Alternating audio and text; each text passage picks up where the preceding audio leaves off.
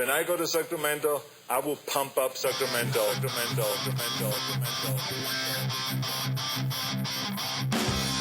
Turner Sparks just got married and has moved home to America after 12 years living in China. Sir Michael Ira Kaplan has 2 kids, a wife, a job, and has spent his entire life in the USA. Neither one can figure their country out.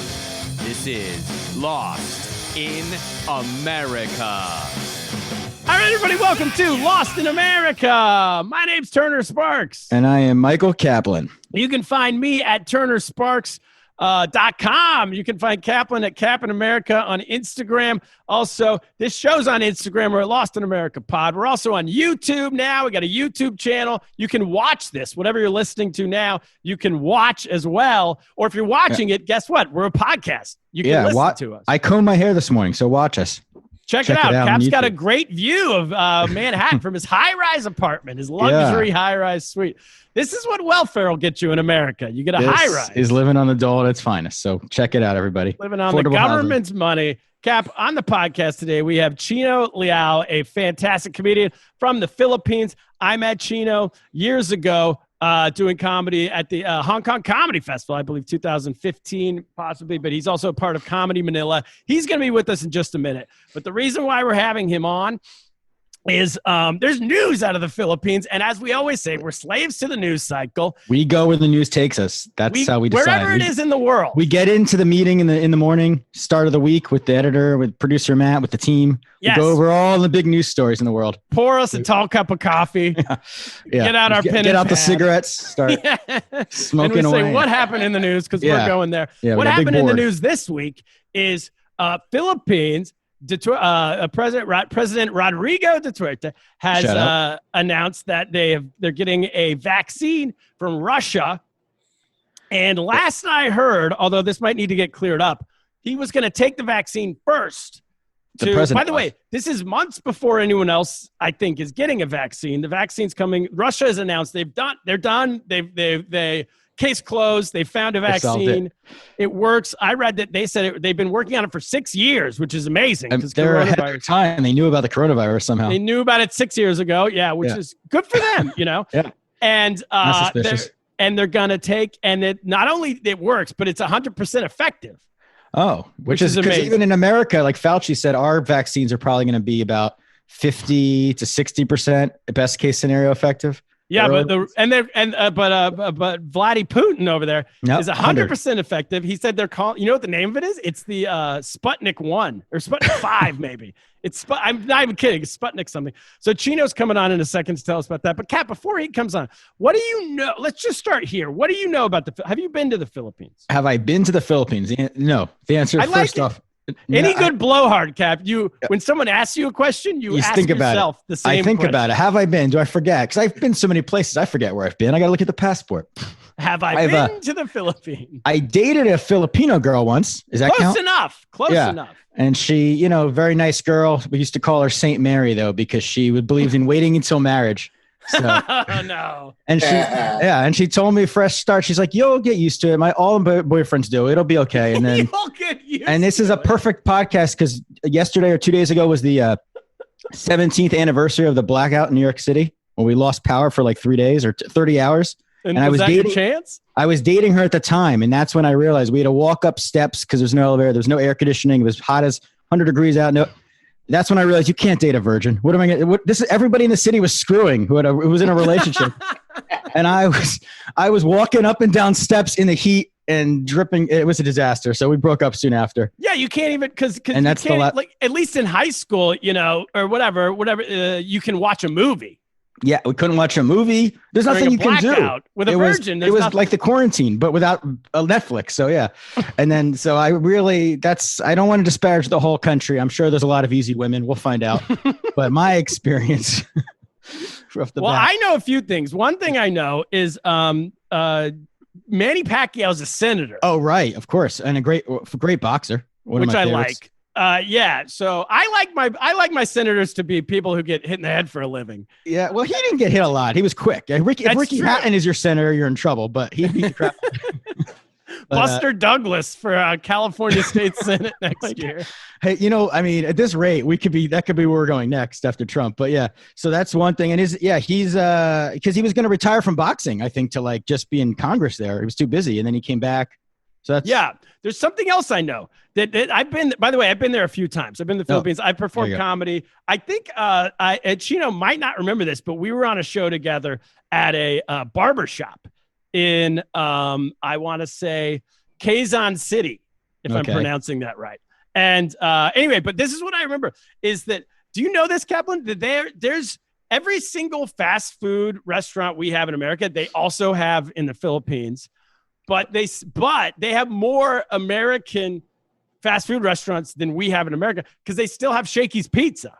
Shakey's? That's a remember classic. from the 80s? Yeah. Did they go out of business? I mean, I thought that was like is it gone completely? It was terrible pizza, I remember. They went out of business in America, but it's like thriving still in the Philippines. Oh. So they have every fast food restaurant we have plus one we used to have. Plus the ones we used to have, the ones. It's like how Tower Records is still big in Japan. But I wonder if they have, I remember Taco Maker was this great taco place on the East Coast that's long gone. I wonder if they have Taco Maker. We'll find out. First, I don't know. Anyway, we've talked long enough. Let's bring him in. And my last thing I wanted to say, is that because I don't know about you, but childhood memories of, because we were going to get to politics.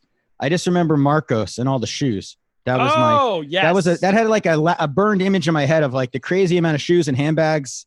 My parents were always everyone was always talking about it. So it was like one of the only things we knew about. Suburban household in America. It was like the envy of every suburban housewife. Because when you looked for a house, you'd say, how big are the closets? Because it hold all of her shoes and handbags. That was the goal of every housewife in America in the 80s. So the Reagan world.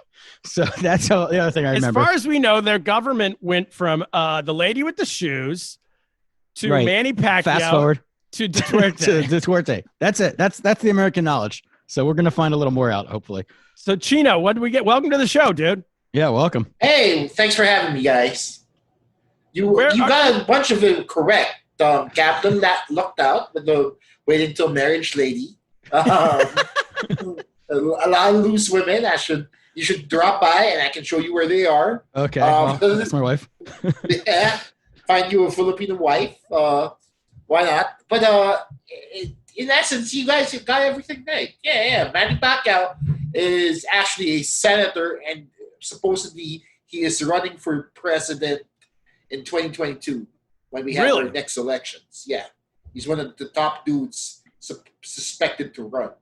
And what's his party? What's his political party? He's part of the same party that the president is in right now. Oh, so what's going to happen? They're all in the same little corrupt boat. So he's going to primary him? Yeah, how does that? Do they have primaries? We don't have those here, but yeah, probably. Or he's not going to fight him because that's not really fair to Duterte. So yeah, no, because Duterte can't. We don't have re-elections here. You get your term and you're done for the 6 years that you ran. Oh, you have term limits. Yes. Oh, look at that. So we don't have re-electionists here. Once Duterte is done with his term, it'll be time for somebody else to take over. I'm sorry, I'm mistaken. Manny Pacquiao is in an opposing party called PDP Laban. It's a different party altogether than Duterte's on. Don't worry. First of all, we should say this at the beginning. You don't have to be right on any of this stuff. All right.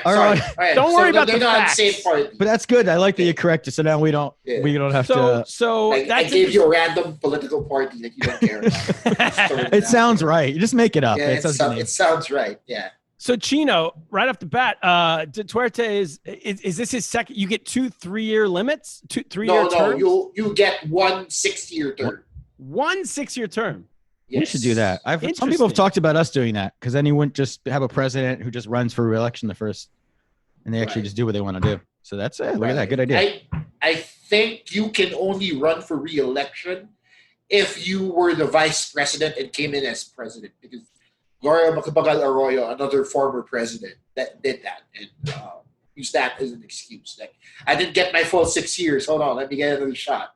Yeah, that makes sense. And she did, and she got in. So, what about the fast food? How do we do on that? The fast food, you guys are pretty correct. I've never heard of Taco Maker though, so that would be a real. I was trying to think of a deep cut. I haven't either, actually. Yeah, there's like 4 branches in the East Coast. we had Orange Julius. Oh, that's a good one. Until a few years ago. I know you guys don't have that anymore. Yeah, we had. That's a classic '80s one we had growing up in every mall in America. It was combined with the Dairy Queen. So when you go to a Dairy Queen, you'd have an Orange Julius right next to it. Actually, I got to make a correction. I was just in Maine, the great state of Maine, and we saw an Orange Julius, and we were going nuts because we were like, I thought that was gone 20 years ago. So that's the Philippines of America, apparently. Right. The Philippines and Maine still have Orange Julius. They might have shakies off the check only next thing time. Maine and the Philippines have in common is Orange Julius. But yeah, that's about it. Shakey's is big here, though. Shakey's is very big. I just had Shakey's last night. I mean, Shakey's Pizza. You know, it was very impressive to me because when I used to live in Suzhou next to Shanghai, people would do this in Hong Kong too. I remember Ryan Hynek would do this. He would schedule vacations to go to the Philippines specifically to go to Taco Bell. Ryan Hynek has promised every single Filipino he meets that he's going to retire in the Philippines. I'm sure he will. That's a blood oath that he's sworn to now. He loves because he's here so much. He has been to places I've never been to. Like, that's how much he's been here. So that's it's a Hong insane. Kong-based comedian. So, Chino, what about what's going on with this vaccine? Set us straight here. Yeah. So, Rodrigo Duterte got. Let's start from the beginning here. Rodrigo Duterte got elected into office because he made a bunch of very unreasonable promises to the Filipino people. Right? He promised that he himself literally would get on a jet ski and jet over to the islands that China is occupying in the north of the Philippines. Right? There were disputed territories there. He said that. He said he was going to end crime in 6 months. All crime gone in 6 months, right? Boom, just like that. And then he said he was also going to end contractualization, which was a thing here. It's basically where there are a lot of temp jobs in the Philippines. Right. After 6 months, people are out of the job because of they work in malls and just these large multinational corporations that have buildings and property all over. And basically, the way they get by is by hiring a lot of temp jobs, a lot of temps, right, to get by. And that's a big issue here because people don't get benefits, people don't get paid properly, they don't get paid overtime. So it's a big labor issue. And he said that, boom, he's going to Thanos it away, right? He promised all these things, and now it's been going 4 years into his first term as president, and it's just, nothing has happened. Nothing has happened. No jet ski? No jet ski. No end of crime. Nothing has happened. And so now, sorry, go ahead, Kaplan. No, I was gonna say from our perspective, we hear a lot about the crime, the drug situation. That like he's on top of it. He's doing extreme measures and taking care of it, but not really. No, not really, man. Crime has arguably gone up. Since he's come into office, because the number of murders, vigilante killings, as they say, have gone up. Like he gained notoriety in a city called Davao, which is 2 hours south of Manila by plane, right? So very far, the farthest point of the Philippines. That's where he found himself in power. And in Davao, they had an urban legend, if you will, of death squads roaming around the city countryside there, and just basically picking up vagrants and killing them. I don't really know how else to explain it.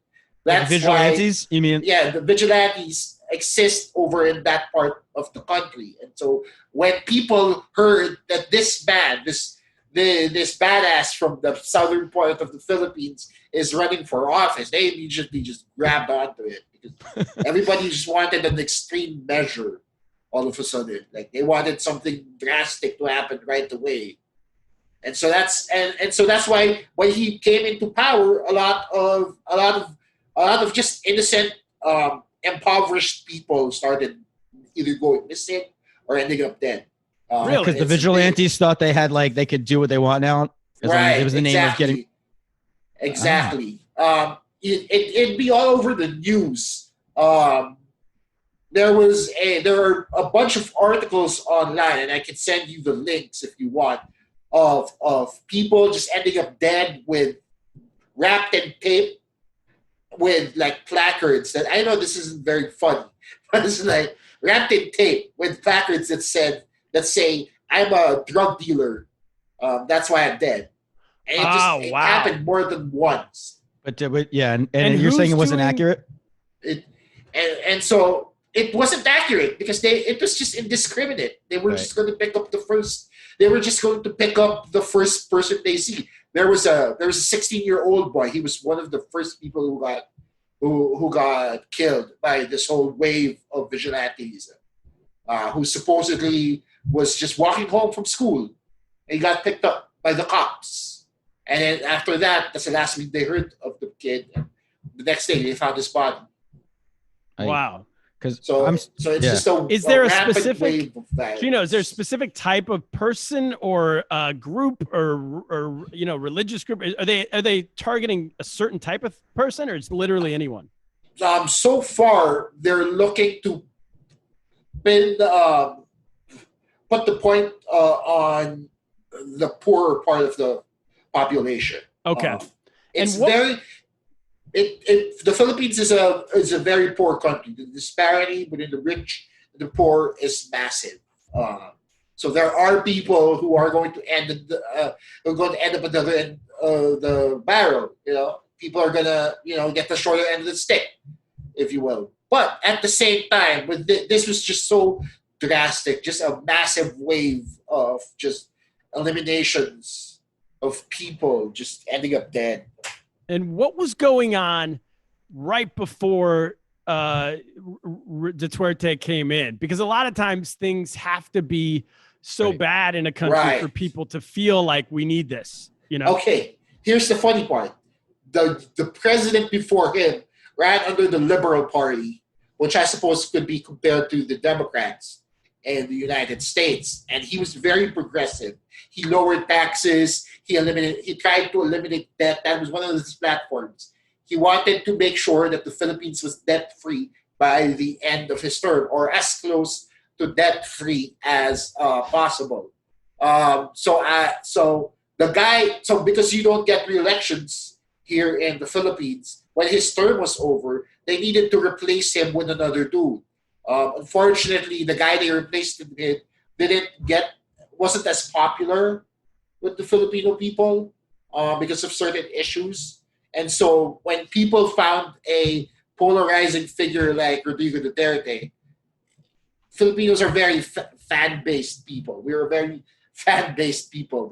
We're fanatics for all sorts of things. So when we see somebody who's as polarizing as Rodrigo Duterte, it's either you love him or you hate him. And unfortunately, 13 million Filipinos loved him enough to vote him into power.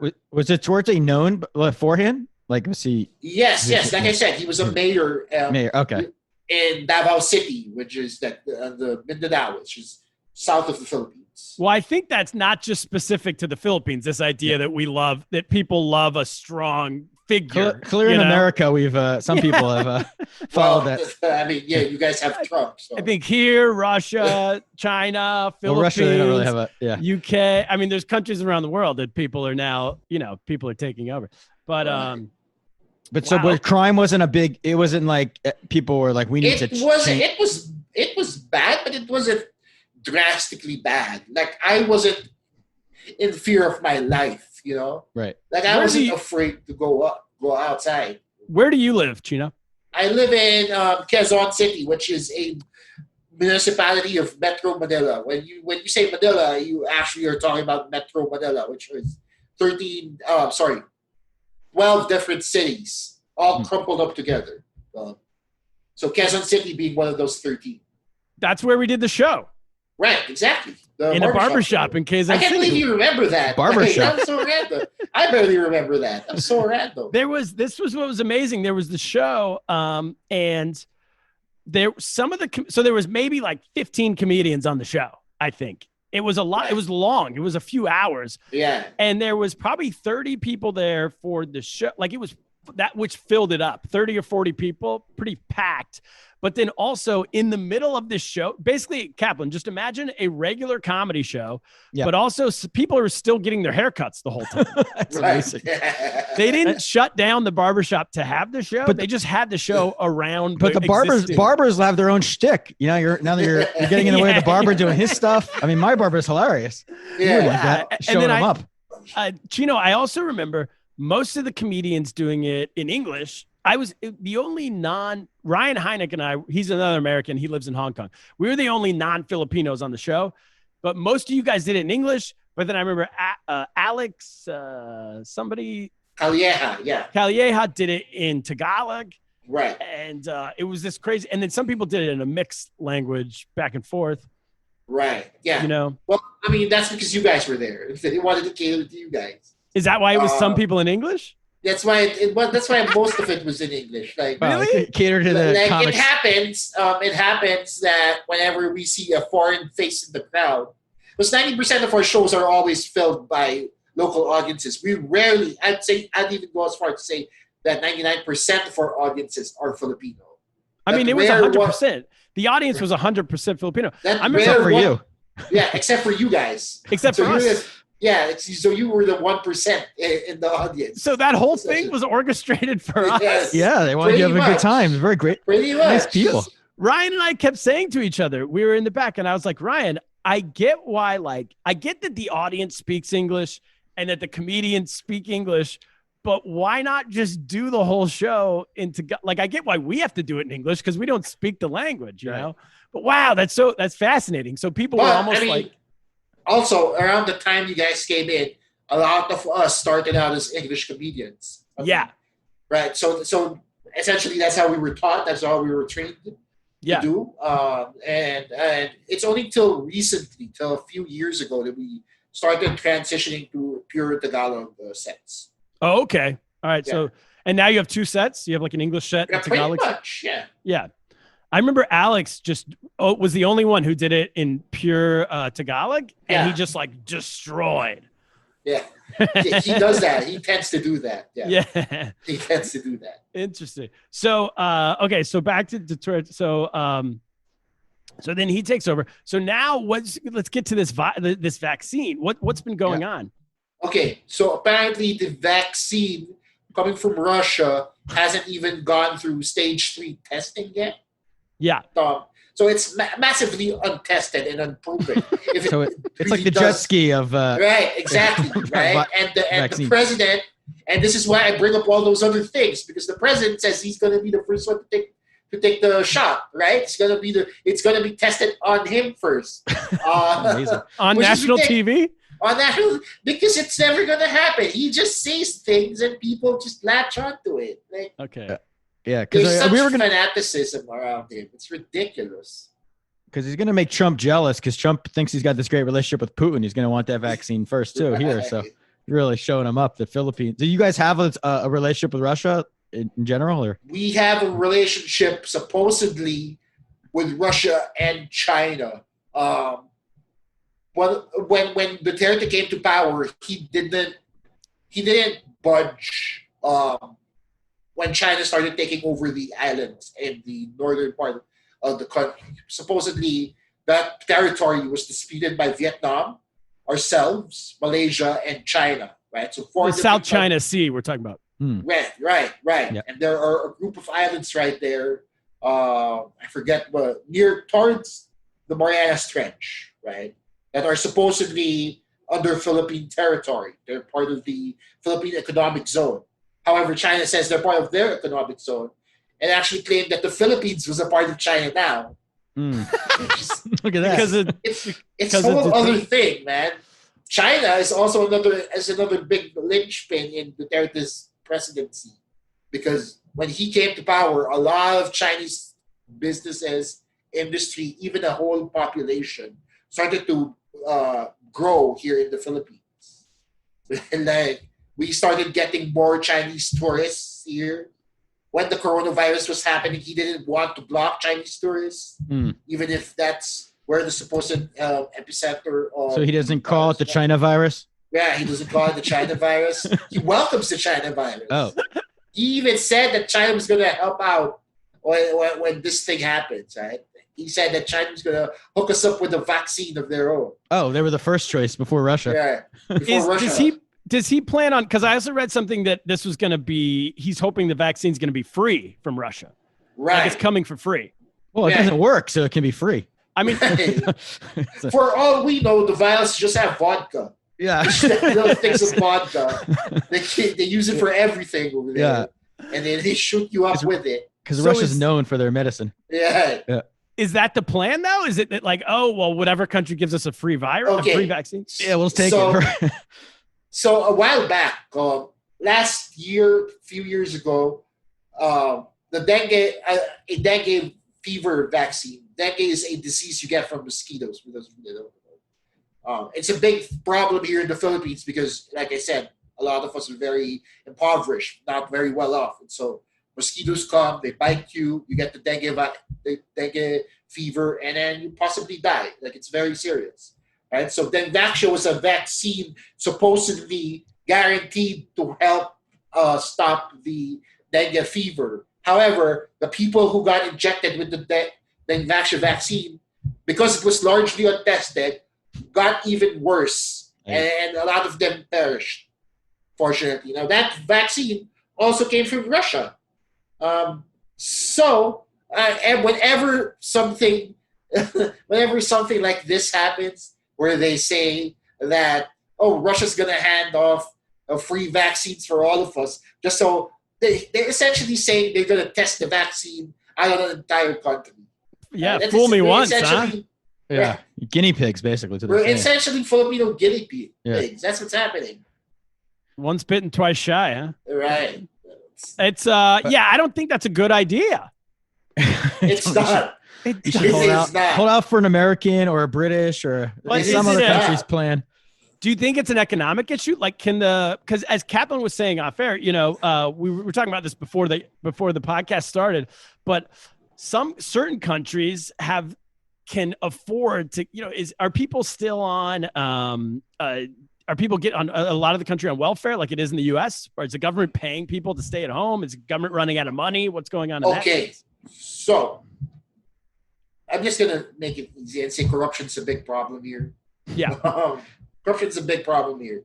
PhilHealth, which is the centralized healthcare system in the country, is under fire now because, and this is run by the government, right? So the centralized healthcare system run by the government was apparently being accused by a third-party accountant of stealing 15 billion pesos from local funds. So essentially, the funds that the country borrows from China, from the World Bank, from everywhere else, was just taken by top PhilHealth officials. So now it's under hearing in the Senate. But as far as I remember, none of these things ever progress because everything is just systemic. Like, it trickles down from the very top. Like, top guy gets a little something, passes it on to other people, and then before you know it, everybody just gets a little something from the 15 billion pie. Yeah, that happens here. So I mean, it's a thing. It's pretty systemic, I should say. So with your question about welfare, there is welfare. Yes, there are cities, like especially in Metro Manila, where I am now, where they are able to help people out, but it's not a lot. It's not enough for people to get by. Like, instead of money, they're giving out food packs, food rations, but the food rations are ridiculous. It won't last you a month, let alone the 5 that we are in lockdown, right? It's like a kilo of rice, 4 packs of noodles, and 4 tiny little things of food, like 4 little canned goods of varying assortments, right? And then that's what they say they spent the money on. Okay. And how long is that supposed to last, the food? It's supposed to last you the 5 months that you're in lockdown. Oh, total? 5 months? 4 bags of rice? Is a kilo of rice a lot? I don't have no idea. So that's It's about this big, about that big. So you guys were in a lockdown for 5 months? Was that what? We started in March. It's now August. It's been more than 5 months. You're still in the lockdown? We are in what's called modified extreme community quarantine. So basically, nobody's allowed outside their house. If you are going to go out, you need a pass. Malls are closed. Public venues are closed. Restaurants can only do takeout and delivery. Did I miss anything? Again, there's a curfew. So it's actually that. So what about, are most people not working then? Yes. Most people. A lot of people are either working from home all the workforce still employed are all working from home, right? Yeah. And a good bunch of them are working from home. But there are frontliners out there, like doctors, nurses, as well as gas station attendants, people who work in restaurants are still open, supermarket employees. Those people guaranteed to still have work. But a lot of people also got laid off because of the current situation, because businesses are going out of business, because, I mean, it is what it is. So with this vaccine, in terms of the idea that, in 2017, people took this Russian vaccine and then it had side effects. Do you think if a vaccine comes, are people like almost suspicious? Like, will people even take a vaccine if it comes, do you think, in the Philippines? People are suspicious. That the problem is people have been suspicious of this administration as soon as this virus hit. Like, as soon as the pandemic started to become a thing, people were already suspicious of the government, because the government's only plan of action with regards to COVID-19 is to wait for a vaccine. That's it. They didn't want to do testing. They didn't want to do contact tracing. Well, that means more cases. They just wanted to wait for a vaccine. They said, let's wait it out. And now that the vaccine is happening, they're putting all their eggs into that basket. Right. I was reading that the Duterte said that schools are closed until there's a vaccine, basically. Yes. Which I'm a parent. I can't live there. Right. We need. But that must be but then he opened up. I was also reading that he opened up casinos at some point. He opened up casinos, but they're closed again. But he opened up casinos just about 2 weeks ago before we went into lockdown. Oh, that lasted long. Yeah. Did you go? Did you gamble at all? I did not. My dad. It sucks because once casinos open, so from MECQ, Modified Extreme Community Quarantine, we got downgraded to the next level, which means everything started to open again. Malls were open. I was able to get a haircut, which was fun. Everything. Everything. And comedy? Was, no. And no comedy yet. And comedy at the barbershop? No. I got to do all that, but then my dad, who's a big time casino guy, actually started getting texts from his friends in the casino telling him to drop by. But it's unfortunate. Yeah, but it's unfortunate because my dad is actually stuck out there in the U.S. So he hasn't even been back since March. Oh, he's in America. Yeah. So my entire family's out there stuck, waiting this whole thing out. What? Wait, whereabouts? So your whole family's in the U.S. So can people? What's the travel situation? Can people travel in and out of the Philippines right now? Okay. The people can travel, but it's a hassle. There are extra layers of security and health checks that you have to go through if you're flying into the Philippines. Like, for example, I had a friend fly back from LA, and she said that as soon as you land, apart from immigration, the first thing you have to do is get tested for COVID-19. And then you go through, which is an ordeal in itself because of the number of people and the number of doctors willing to do that, right? So you do that, it adds another 2-3 hours to your time. And then you go through the normal routine of the immigration and getting your bags. And then you're not even allowed to go home. You have to quarantine yourself in one of their approved hotels, accredited hotels, for either 7 days or 14 days. Because 7 days is the minimum amount of time before you get your results, your test result. Yeah. Right. So if you're negative, fine, you can go. But if you're positive, you have to stay in the hotel for an extra 2 weeks. If you're positive and asymptomatic. Yeah. If you're positive and not asymptomatic, then it's a whole other leg of problems you have to endure. Yeah. What about because if you just looking at the numbers, I mean, obviously you guys 5 months in lockdown is pretty intense, and I could see that killing the economy and killing, a lot of not being great mentally for people. But if you look at the numbers, you have, I think, 2,500 total deaths, something around that number. We have 170,000, I believe we're at now. Right. Is there anyone who's saying, well, this is worth it? He is doing a good job on this specifically because people are still alive. Or I'm going to read you the total confirmed number of cases as of right now, just right now. Yeah. It's 164,474 confirmed cases. At one point in time, we had a high of 7,000 cases in one day. And that was during lockdown. All the doctors here are overworked.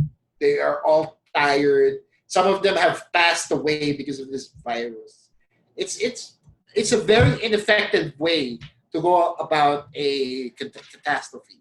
Because they're not doing testing, they're not doing tracing, they're literally just locked right. So their numbers of cases are probably higher than what. Well, if they're not testing anyone, how do you know? Yeah, and then exactly. And even the death numbers could be higher if if you don't know the cause. In some cases, you can give it to other. Yep. Okay, so you're saying those death numbers might not be accurate. Yes, exactly. I see. But Turner, weren't you saying to me off air as well, if we got this right, but that you guys, part of the lockdown, people are allowed to go outside for only like certain times a day? Like, I wanted to ask about that. I have some friends. Now, I don't know. I believe they live south of Manila on a lake. You might know what I'm talking about. These are expats who I believe live in like a wealthy neighborhood, but they were saying that they're allowed to leave, but to go shopping, but only for 3 hours a day, maybe from 9 to noon or something like that. Outside Metro Manila, it's a lot laxer. Certain parts of the country are a lot easier to get around in. But getting out of even just getting out of Metro Manila is its own little problem because you have to go through checkpoints. You have to be sure that you're not sick. All these things. So Manila itself is locked down pretty tight. I can't say for sure. I think your friend lives in Tagaytay, which is pretty far off. It's about 2 hours from where I am. Yes, I think that's right. So it's pretty far off where I am right now. And as far as I know, that part of the country isn't as tightly locked down as Metro Manila. Just wondering, has Duterte shot anyone dead? Because he says a lot. He often says. He should get like somebody who's already going to die or something, so he can show up. No, and film it. Not him personally, no. Because he said that if everyone disobeys the lockdown, he'll shoot people dead in the street. You're right. He says a lot of things, man. But he hasn't done that. He hasn't done that, no. No, if he can't even get on a jet ski to go fucking chase down the Chinese, how is he going to shoot anybody? So he's a fake tough guy is what we're hearing. He's not, because I think our president looks up to him. He thinks he's like killing people with his bare hands to stop drugs. And he's not. No, what about grossly overestimated? He's just morally just inspiring others, which is really sending me by the way, Turner, we've talked about this a lot. I want to start a vigilante group of my own in my neighborhood because we got increase of problems. And now you're telling me it's not all fun. There's some bad side effects to being a vigilante. It's not as easy as it looks going around. It's not easy as it looks. Not easy as it looks. No, definitely not. But I wouldn't write, here's a drug dealer. I would write, here's a fireworks setter offer. That's my problem. But yeah. All right. Kaplan's anti-fireworks. That's his big. Chino, what about the comedy scene? Obviously, there's nothing going on right now, but how's it been going recently? We've started doing Zoom shows. That's been a thing here, like everywhere else in the world. There was a Zoom show last week, but as far as I know, that's the last one for a while. till things reset. And that's about it for comedy. We haven't really attempted doing any. I know you guys in the States have outdoor shows with social distancing and stuff. Yeah. We haven't really attempted to do that because we were all afraid for our lives. Yeah, you don't want to get shot dead in the street. Right, exactly. Trying to tell a knock-knock joke or something. It's between COVID or fucking getting shot. Just for a dick joke, right? So it's I'll tell you this much. The show last night, Gus Tate was on a show in Manhattan, Lower Manhattan, and it got shut down by the police. Wow. Outdoor, standing in a park show. Really? No microphone, no stage, no one touching each other. There's no mic, so it's not even like people sharing the same mic. How can you shut it down? Yeah. It was put on by Stand Up New York, and he said he was performing, and the cops came over and they said, "You're last. Like, you can finish your set, but then it would be good for Gus if they would have, like Lenny Bruce style, like marched him off. And you're right. Good for his career. Bumped him on stage. Yeah. Controversial. Yeah. The problem with Gus is that he would have to put up a fight. He would. Not the biggest guy. He's not gonna do that. What I loved about you guys, it was so impressive when I was, because we were all starting in these scenes in the I think we all started roughly around the same time, maybe 10 years ago, right. 8 something.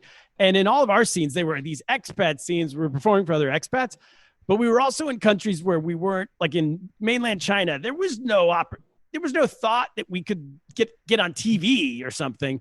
And I remember going over to the Philippines, and all you guys were either had your own TV shows or were writing on TV shows. A lot of you guys were professional comedians in like 2013, 14. Meaning that was all you did, where no one else was like that. There was no one in Hong Kong. In Singapore, maybe a couple people, because they could get, that's just before, Comedy Central Asia and all that stuff. But another guy named Ari Neiman, maybe, or something. I can't. Ari Neiman, yeah. Ari Neiman, he was writing on a show, and I know GB was doing really well. And right. You guys were, I was like looking up to him, like, oh my God, this is the dream to do this. So is that still, are people still getting opportunities out of stand-up in the Philippines? Yeah. There are a lot of opportunities in stand-up right now. Myself, I started, with things being the way they are, we all started our own little podcast. Yes. What's your podcast? podcast? Everybody has a podcast now, right? So, of course. So we're doing that. A lot of people, local group of comedians started doing their own sketch company and started producing online sketches. So that's another aspect for them, because a lot of our newer, younger comedians started writing for that company. And so that's doing well. Solid OK is doing very well. What's your podcast? Unfortunately, Sorry. What's the name of your podcast? My podcast is called Class Clown. I basically talk to people, and I'd love to have you guys on when we get the chance. But yes. It's basically a podcast where I talk to people about different jobs like they have, different things they're good at, Kaplan would be great. Kaplan for the last 15 years was the assistant to Robert De Niro. Wow, really? I bet you have stories. Another thing I found super interesting is unlike Duterte, though, De Niro would kill me, so I have to be careful. He would send me in the East River with it. Another thing is that you guys called it, when I got over there, it's called stand-up most places. You guys were calling it point of view comedy, right? And I remember that. I think you got cut off. Oh, are we still there? Yeah. Turner. Okay. Yep. Can you hear me? Yeah, we lost your Wi-Fi for a second. Okay, so you guys were calling it point of view. It was being called point of view comedy in the Philippines. Yeah. And I remember GB explained to me, because their previously stand-up comedy was known as something else. Right. What was that? Stand-up over here was performed very differently than wherever else it was performed around the world. Stand-up in the Philippines was actually performed by drag queens in karaoke bars, where they get up on stage, sing a song, do a little riffing or a lot of riffing, as the case may be, and then sing another song. And that's what people do with stand-up. So if you guys called yourself stand-up comedians, they'd be like, hey, where's the dress? Where's the makeup? Yeah, exactly. Like, where's the sing? Where's the song? Right? We want to hear you sing. I told my mom I was going to be a comedian true story. She asked if I was coming out. She's mortified. That's great. Right. Like she thought that it was because that's what she was used to. She wasn't used to the stand-up we do. So it was a somebody's idea. I can't remember who to call it point of view stand-up because it's essentially the best way to describe it, right? Like it's you just expressing your point of view on stage. I mean, as America gets more progressive, pretty soon, Turner, everyone's gonna be a drag queen if you want to. Exactly. If you want to get stage time. If you're not a drag queen, they're gonna be like, "What's wrong with you?" You know. Yeah. That's like now, like in the NBA bubble, if you do stand for the national anthem, that's a news story. That's the I mean, Why is he standing? The only places in my area in New York City where you could go to take your kids to get like a story read to them is called the Drag Queen Story Hour. There's no like non-drag queen story hour. So you mean at the library? At the library, yeah. You just go there, they read you. So that's the future. They should be telling jokes though. They haven't thought of that yet. Are there any drag queens who transitioned to your style stand-up? Because they almost had the skill set for it. Yeah, they're ready. Yeah, as far as we know, nobody's been able to do that yet. Like, I haven't seen a drag performer become a point of view stand-up comedian. Likewise, I haven't seen a point of view stand-up comedian become a drag queen. So it's got to happen. This time, pretty much, right? Time for everything. What does Duterte? What is his views on comedy? You like to laugh, or is he? Hey, he has his own late night open mic every night. He goes live on TV. Really? He goes live on TV. They give him a speech. He doesn't read it. He goes off script 90% of the time, and he just rants. Oh, like every night. Watch this. He invented the Cuomo presser. I was going to say our governor stole his bit. But he was doing this before coronavirus, right? He was doing this since he's been elected. No, he's been doing it for a few years now. Is there a way to watch that? It's on YouTube. You can just type up. I can send you the link. You can just look for it. Presidential. Turner, maybe you can get a job running for him if you can't get a job running for Cuomo. Yeah, Chino, we're trying to get jobs right because our governor has been doing this since coronavirus. Governor of New York. Right. And he really riffs, but his jokes are terrible. Yeah, he repeats himself a lot. He does the same bit every night. It is exactly like President Duterte.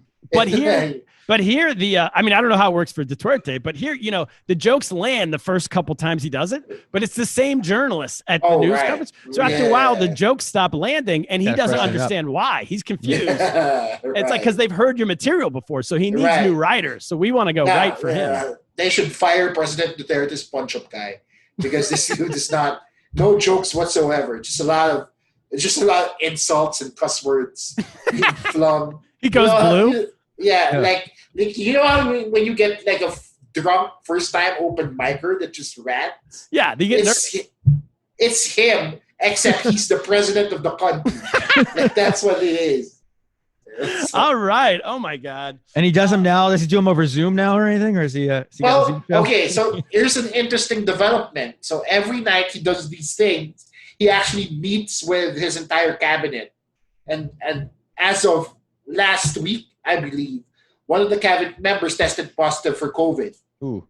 So everything's locked down now. But supposedly there should be a press briefing right now that's going on TV. By midnight, if I'm not mistaken. So in about an hour, Manila time, he should be on TV giving another update of where we are in the lockdown period. Okay. We'll see what happens. Wait, Chino, I have one last question for you. Go ahead, man. It's about the heard about the motorbike situation. Is there an issue with motorbikes in the Philippines? Right. Okay. So we have a lot of motorized taxis here, and it's basically you get on a bike, you go from point A to point B, you pay the guy. It's cheaper, gets you to traffic quicker, and that's that. But because of the coronavirus, we've had to socially distance ourselves, and it's pretty impossible to socially distance yourself on a motorbike, right? You're hanging on to the dude. So you would hang on to a stranger, basically, like right? Exactly, right? In the middle of traffic. You can't get from anywhere being socially distanced, right? So what they suggested was, and I think this is what you're talking about, was for the motorcycle the drivers, the main guy, to have a panel of plexiglass attached to his back Like a backpack. Yeah, like a backpack, exactly. And for you to not be able to So you're still holding them, but you're exactly. You're not holding the glass, right? You're holding the. You're holding the dude. There are armholes for you to put your hands through the plexiglass. But other than that, you have the thin sheet of plexiglass to stop you from getting infected by the virus. Yeah, how is that? Yeah, really. It's ridiculous looking. Like it's like they look like futuristic paratroopers. They just look very silly. I mean, these. I would never. Have you ever been on a motorbike with like someone holding on to some random dude, Turner? Yeah, of course. I lived in Asia for 12 years. Oh, okay, yeah. See, that's like America. That would be we're not comfortable enough to do that here. You've traveled, Kaplan. You've been to Thailand. I took a tuk or something. I'm not like on a holding on to. I don't know. That's like that wouldn't fly in America. Is what I'm trying to say. I don't think they'd be comfortable. Yeah, well, your American traffic isn't as bad as Filipino traffic. Yeah, but that's true. It's the worst traffic I've seen in the world. It destroys LA. It's way worse than that. Yeah. Although, Chino, I will say that when I did that show with you guys in Quezon City, I had to get to the airport, and the advice I got at that show, the show ended at like 2 a.m. or something, and my flight was at 7 a.m. And they told me, or maybe my flight was at like noon or something, but they told me, they're like, listen, just leave at like 5 a.m. Because if you leave any later, you're going to get caught in traffic. It'll take you 2 hours to get to the airport. But if you leave at like 4 or 5 a.m., you'll get there in like 25 minutes. Right. And so I did that. And it was true. So I just hung out at the airport for like a few hours till my flight came. But yeah, it is the craziest traffic. But Chino, I think that's the show, man. Cap, unless I'm cutting you off here. Yeah, I don't know. Any other thing we like our guests to leave these things, these shows with like an immense amount of knowledge on the country, so they can impress their friends at cocktail parties or wherever. Anything else about the Philippines we're missing, about coronavirus or not coronavirus? Just what are we missing? I think we covered it all. I think we have our bases covered. Jollibee's still a thing. That you care about that. But yeah, that's about it. Good. We got it. Thank you That's good. That's so much, Chino. No problem, guys. We hopefully the vaccine. Are you going to take the vaccine if the Russian vaccine comes? I'm going to wait for somebody to take the vaccine and then ask them how they're feeling, and then maybe I'll think about it. There you go, man. And what's from your family's in the States? You were saying earlier they're here now. Yeah, they're in California right now. Oh, okay, so. Maybe next time you get to New York, I know you've been here before. Next time you get here, you're going to come do my show in Brooklyn. Oh, yeah, for sure. I'll let you know. Sounds good, man. That's good to think about the world like that. One day there'll be days where people are flying from the Philippines. Exactly. We got to end in good news. We'll end up positive. One day we are going to get on a plane and we won't have to have plexiglass backpacks. Kaplan, we have to bring the good news now. John Krasinski brought it for like 3 weeks. What happened to that? He couldn't even think of any more good news. Good news ran out. So now it's our job to bring good news. Let's steal that name. That is it. News. Chino Liao, thank you for doing it. Everybody check out his podcast, Class Clown, right? Kaplan? On Spotify. On Spotify. Class Clown. And check out our Patreon show.